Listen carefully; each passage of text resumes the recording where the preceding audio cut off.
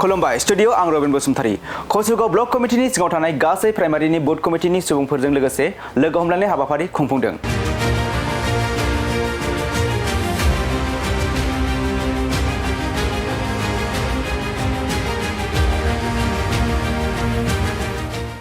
नंगौ फैबाय थानाय बैसागुथिखौ नोजोर बोनानै दिनै गसाइगाव महकुमानि सिङाव थानाय 6 नं कसुगाव ब्लक कमिटिनि बानजायनायाव सानसेनि मेहेरगोनां हाबाफारिजों कसुगाव ब्लक कमिटिनि सिङाव थानाय गासै बुथ कमिटिफोरखौ लानानै सावरायलायनायजों लोगोसे लोगो हमलायनाय हाबाफारि खुंफुंदों।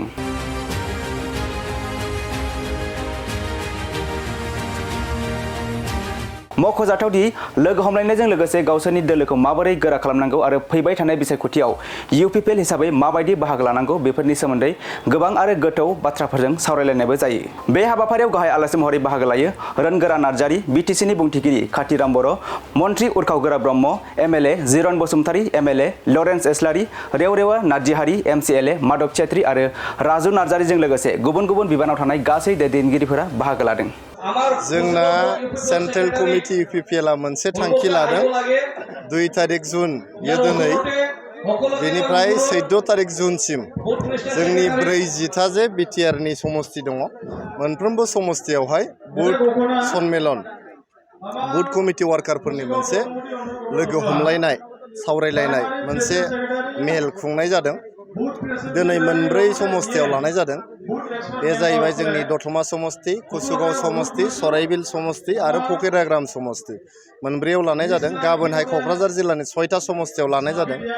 दा बे मेलनि गेजेरजों जोंनि फैगौ BTR बिसायख'थिनि साखाफाराया जे जोंना कमप्लिट जाबाय बे कमप्लिट जानायखौ नैबे मेलनि गेजेरजों जों फोसावनाय जाबाय आरो जोङो बिसायख'थियारि जे रोन बे रोननि थाखाय जे जों थागथियारि जाबाय बे मेलनि गेजेरजों जों फोसावनाय जाबाय आरो जिहेतु 2025 मायथाइयाव जोंनि बड'लेण्ड ओनसोलनि रायजो राजाफ्रा बियो मोनफ्रोमबो जाथि जनगोष्ठीनि रायजो राजाफ्रा प्रमद बर' सारखौ फिन खनसेबाव BTR नि चिफ बानायनो थाखाय रेडि जानानै दं। जेब्लानो बिसायख'थिया जागोन अब्लानो प्रमद बर' सारा फिन खनसेबाव BTR नि चिफ जानो थांगासिनो दं आरो रायजो राजाफोरखौहाय गोसो गोरबोजों बिथाङा सेवा खालामनो थाखाय रेडि जानानै दङ।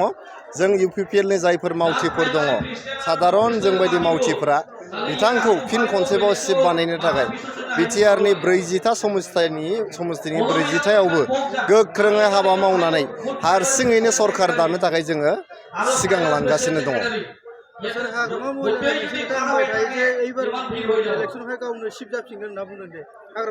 हाग्रामा महिलारी सारा आं खोनादों जोबोद सिरियास मोनसे अपारेशन जाखांनायनि उनाव मोनसे सार्जारि जाखांनायनि उनाव दिनैहाय बिथाङा बिसनायावहाय गोग्लैसोनानैसो दङ होननानै जों खोनादों। दासो एसे हामदों होननानै बिथांखौ खोनादों। गथिखे लोमजानानै थानाय मानसिनि बाथ्रायाव आङो फिननाय होआ।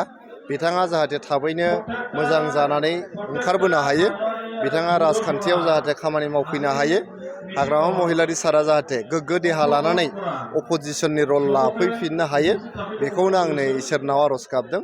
बिथांनि देहाया जाहाथे गोग्गो जायो, मोजां जायो आरो फैनानै BPF खौ बिथाङा दैदेनफैफिननो हायो। मानो होनोबा जोंनि BTR जोङो UPPL आरो BPF बे मोननैनि जे दपदपनि गाग्लोबनाय बेखौ दोनबाय थानांगौ। जों जिहेतु जोबोद खस्थ' खालामनानै BTR काउन्सिलखौ जों सोरजिदों, जोबोद आन्दलन खालामनानै 5,000निबो बांसिन सुबुं थैनानै जोंनि BTR काउन्सिलखौ जों मोननो हादों। जों गोबां बोसोर आन्दलन खालामनानै पुलिस मिलिटारिजों गाख्रेबजानानै BTR काउन्सिलखौ मोनदों। जेब्लानाखि जोङो 15-20 बोसोर उनाव UPPL जोङो सरकाराव थानो बागोन अब्ला BPF आनो सरकाराव फैफिननांगौ। गथिखे जोङो BPF आरो UPPL मोनसे बुजाबुजिनि गेजेरजों जोङो राजखान्थिखौ खालामलांबाय थानांगौ बड'लेण्ड ओनसोलावहाय। आरो दिनै जिहेतु जोङो UPPL जोबोद गोख्रों जानानै दङ।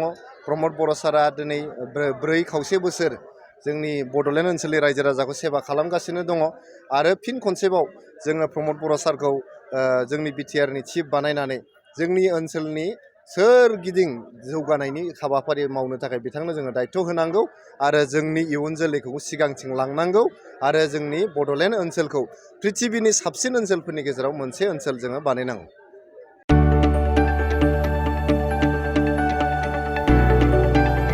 गोजोनथाव खौरां बर'नि आंगोथार गोथाव ओंख्रि जानो मोजां मोनग्रा रायजो राजाफोरनि थाखाय गोजोनथाव खौरां। बर'नि आंगोथार ओंख्रि जानो मोजां मोनग्रा रायजो राजाफोरा बे गोदानै खुलिनाय लाइजौ हटेलाव हाबफैनो हागोन। जाखांफुहांनाय लाइमोन फालांगिरि गपेश बसुमतारिया अदालगुरिनि टंलायाव बेखेवदों बर'नि आंगोथार ओंख्रि मोनग्रा गंसे हटेल।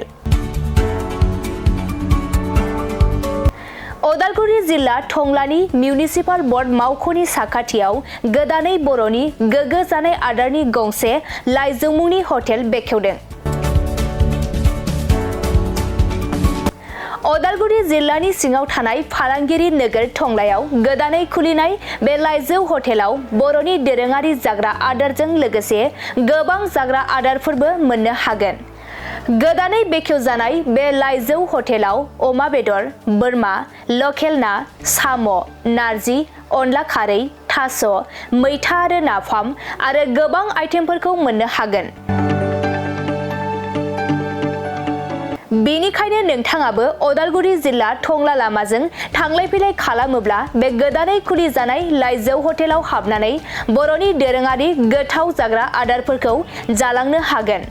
आरो नोंथाङा नैबे 9101758967 जानबुं नम्बरनि गेजेरजों खौरां लाहरनानै आबुङै मिथिना लानो हागोन।